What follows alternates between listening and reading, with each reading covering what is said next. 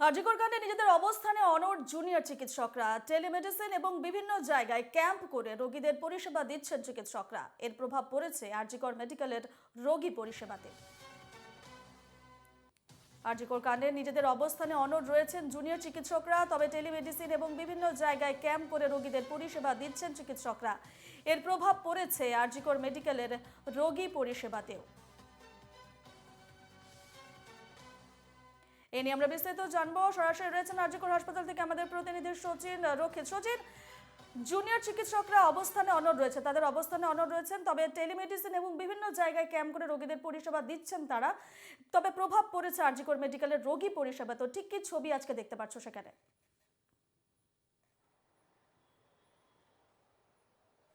দেখো, মূলত যে বেশ কয়েকটি ডিপার্টমেন্ট যেগুলোকে সচল রাখার চেষ্টা করা হয়েছে হাসপাতাল কর্তৃপক্ষের তরফ থেকে, তার ভিতরে অন্যতম এমার্জেন্সি, ট্রমা কেয়ার এবং তার সঙ্গে সঙ্গে গাইনি থেকে শুরু করে ওপিডি পর্যন্ত সমস্তটাই কিন্তু সচল রাখার চেষ্টা হয়েছে। কিন্তু সার্জারির উপরে একটা প্রভাব পড়েছে। আমরা যেমনটি হাসপাতাল সূত্র মারফত খবর পাচ্ছি, স্বাভাবিক সময় 85 থেকে 90টির কাছাকাছি প্রত্যেক দিন ওটি হতো বা অপারেশন থিয়েটারে সেখানে সার্জারি হতো। এবং এই যে বর্তমান সময় বা এই সাময়িক কালে 9 তারিখ থেকে আজকের ডেট পর্যন্ত সার্জারির সংখ্যা কিন্তু এক ধাক্কায় অনেকটাই কমে গিয়েছে। সর্বোচ্চ 10 থেকে 15টি সার্জারি করা সম্ভব হচ্ছে আরজিকর হাসপাতালে।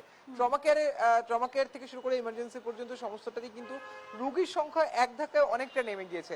ফলত গোটা পরিস্থিতিকে স্বাভাবিক করার জন্য চেষ্টা চালানো হচ্ছে হাসপাতাল কর্তৃপক্ষের তরফ থেকে। তারা চেষ্টা করছেন অতি দ্রুততার সাথে যাতে সচলতা ফিরিয়ে আনা যায়। ইতিমধ্যে ইমার্জেন্সি বিল্ডিং থেকে যে ইমার্জেন্সি পরিষেবা দেওয়ার যে বিষয়টি সেটি সরিয়ে নিয়ে গিয়ে ট্রমা কেয়ার সেন্টারে সেখানে ইমার্জেন্সি পরিষেবা দেওয়া হচ্ছে। এবং তাছাড়াও বেশ কিছু ইকুইপমেন্ট, তুমি জানো 14 তারিখ রাতের পরে যেগুলি উপর প্রভাব পড়েছিল, সিটি স্ক্যান মেশিন থেকে শুরু করে একাধিক মেশিনারিজের উপরে ইম্প্যাক্ট পড়েছিল, মেডিকেল ইকুইপমেন্টের উপরে ইম্প্যাক্ট পড়েছিল, সেগুলোকেও কিন্তু দ্রুততার সঙ্গে স্বাভাবিক করার চেষ্টা করা হচ্ছে হাসপাতাল কর্তৃপক্ষের তরফ থেকে।